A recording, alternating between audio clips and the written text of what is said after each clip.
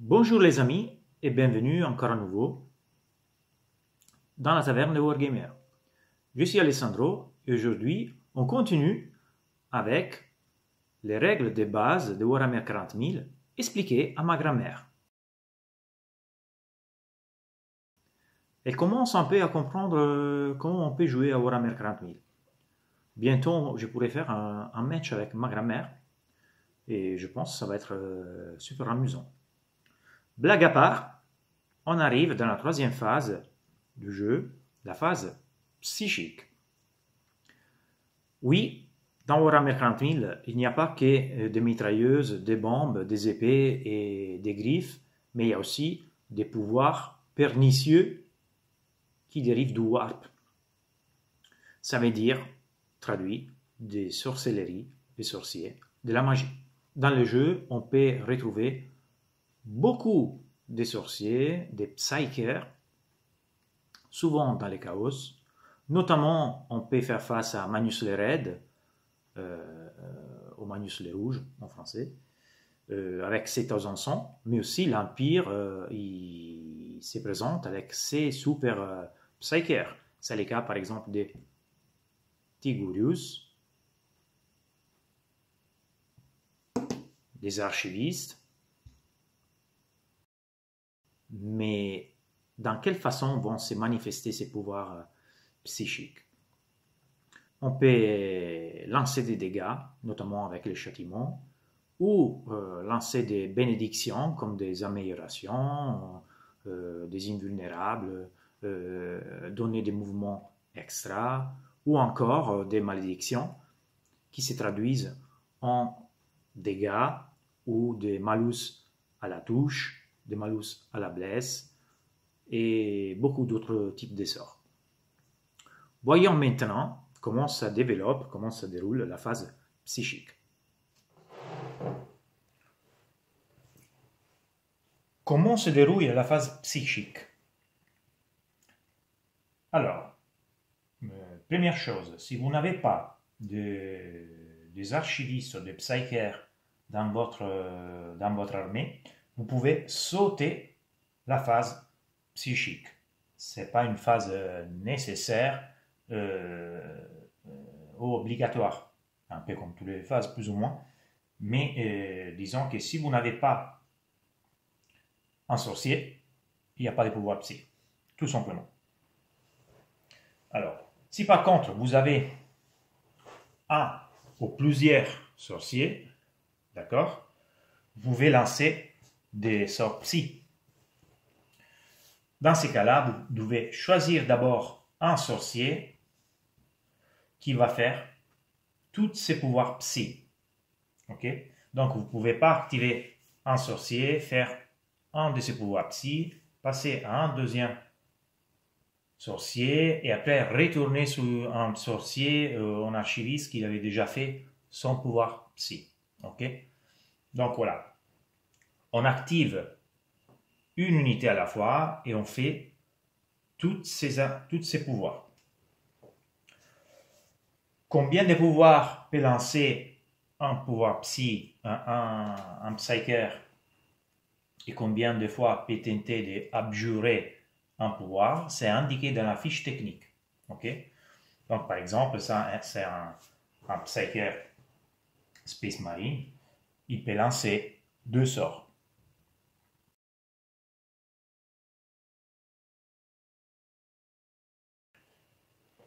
Un psyker, il peut lancer son sort, son pouvoir, même s'il est engagé en corps à corps. Okay? Pas de problème, il peut lancer ses sorts psy. Mais il ne peut pas lancer son pouvoir psy, il ne peut pas faire de pouvoir psy si, par exemple, dans la phase de mouvement, il avait battu en retraite. Okay? Donc, s'il s'est désengagé en corps à corps, il ne peut pas lancer ses pouvoirs psy. Donc voilà, ça, c'est l'unique limitation pour la possibilité et l'éligibilité à lancer des pouvoirs psy. Ok. il n'y a pas d'autre situation. Ah oui, il y a une deuxième situation, c'est quand il est en train de faire une action. S'il fait une action, clairement, il ne peut pas faire d'autre chose.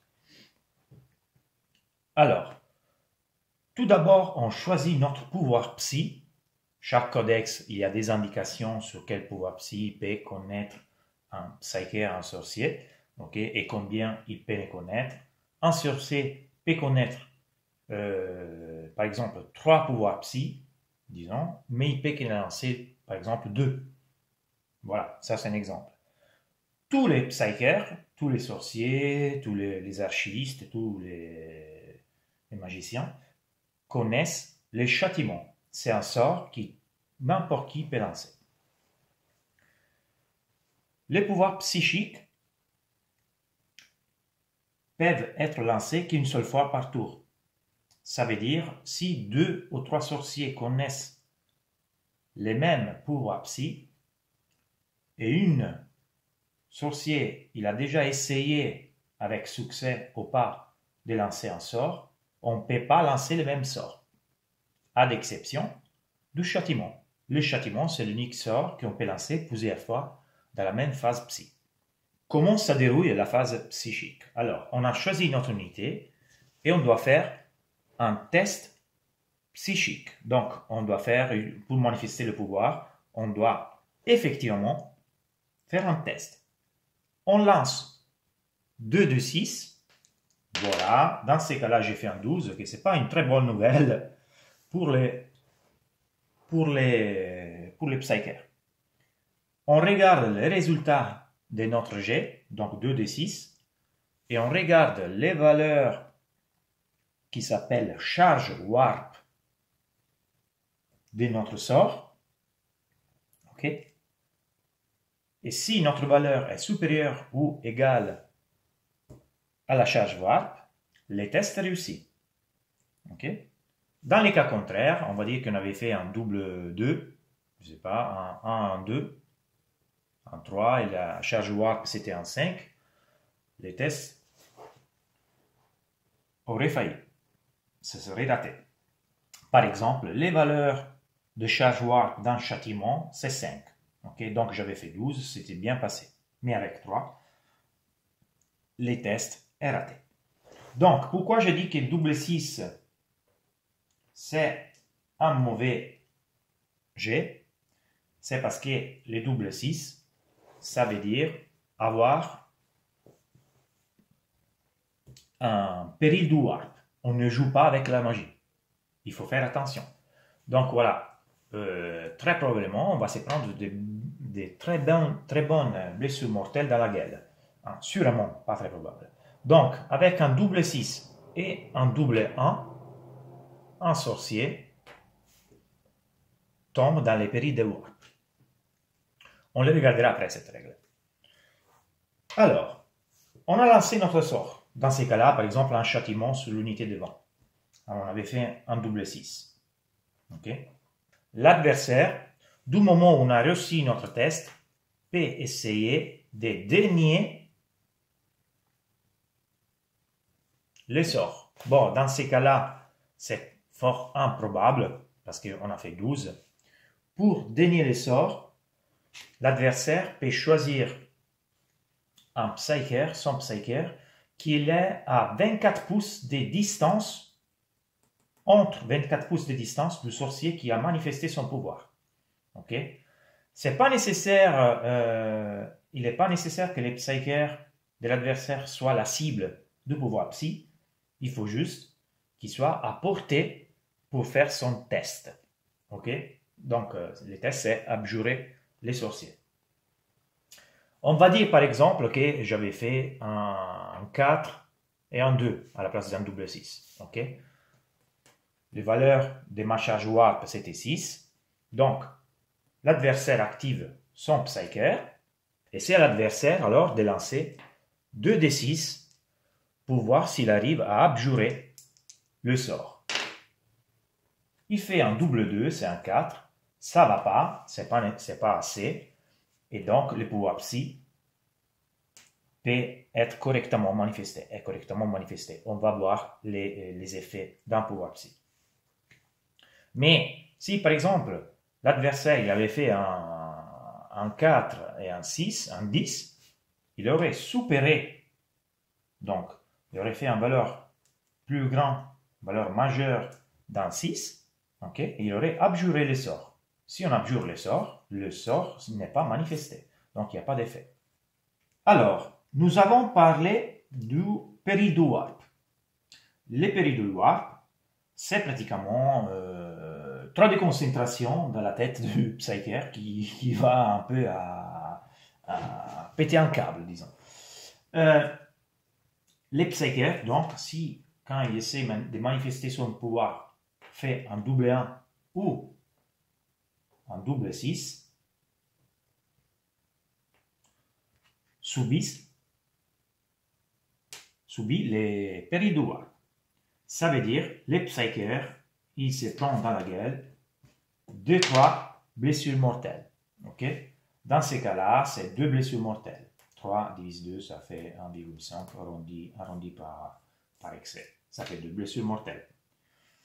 Si les psykers, à cause du période warp, meurent, par exemple, il y avait 2 blessures, il restait avec 2 points de vie et il prend 2 blessures mortelles, il meurt. Le pouvoir psy ne sera pas manifesté, donc n'aura lieu pas de pouvoir psy. Et en plus, aussi les unités à 6 pouces du psyker, ils vont se prendre des blessures mortelles, des 3 blessures mortelles.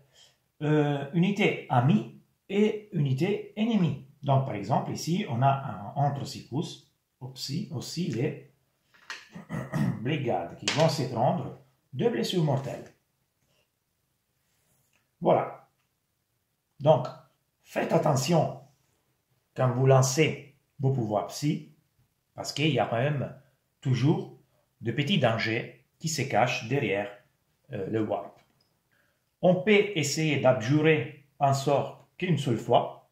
Donc voilà, si lui il manifeste son sort, on peut essayer de l'abjurer avec un modèle, notre psyker. Si le psyker n'arrive pas, on ne peut plus abjurer avec une autre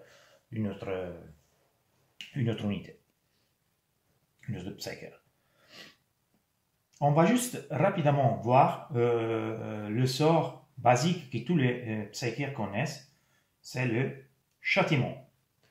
Les châtiments, on smite en anglais, c'est pratiquement une sorte de boule de feu, on va dire un projectile magique qui va toucher une unité. La charge de warp, c'est 5. Donc, si on arrive à faire 5 au plus, on va infliger des 3 blessures mortelles sur l'unité visible la plus proche. Donc, par exemple, dans ces cas-là, je ne peux pas cibler les psykers parce que ce n'est pas la plus proche. Je dois obligatoirement cibler les brigades en vue. Donc, dans ces cas-là, par exemple, c'est 1 des 3 blessures mortelles. Ça fait 4, ça fait 2 blessures mortelles. Avant, j'avais fait un double 6, par exemple. Si on se souvient bien. J'ai pris les périodes de warp, mais un double 6, c'est bien parce que ça veut dire que l'unité va subir des 6 blessures mortelles. Si quand on lance les châtiments, on fait 11 au plus, on inflige à l'unité des 6 blessures mortelles au lieu de D3. Donc, par exemple, là, ils auraient pris 5 blessures mortelles, que ça fait, par exemple, une blade guard mort et une bien entamée. Nous avons dit que le châtiment peut être manifesté par plusieurs psykers dans la même phase dans la même phase psy. Donc, pour pouvoir lancer une deuxième fois le châtiment avec une autre sorcier, pas les mêmes il ne peut jamais lancer le même sort deux fois dans la même phase de psy. Disons que ces 2 sorciers sont dans la même armée. Lui, il a déjà lancé son châtiment. Lui, il veut lancer son châtiment. Donc, à chaque fois qu'on va essayer de manifester une deuxième fois le châtiment, ou un troisième ou un quatrième, on ajoute un plus 1 nécessaire à la charge de warp. Donc, au début, c'était 5 plus pour faire son pouvoir psy. Là, le psyker, pour pouvoir manifester les châtiments, il doit faire 6 ou plus. Si on avait un troisième psyker, on aurait eu besoin d'un 7 plus pour lancer encore une fois un châtiment. D'accord? À chaque fois, on ajoute 1. Comme vous avez pu voir, les amis, la phase psy, c'est un peu plus courte, bien évidemment, de la phase de mouvement. Si vous avez des questions, n'hésitez pas à les poser dans les commentaires. Si j'ai fait des erreurs, j'ai dit n'importe quoi, bien sûr, vous pouvez me les noter dans les commentaires. N'hésitez pas à mettre un like aux vidéos si vous l'avez aimé, si ça a été utile pour vous. Et inscrivez-vous à la taverne de Wargamer. On se voit dans les prochaines vidéos, la phase des tirs.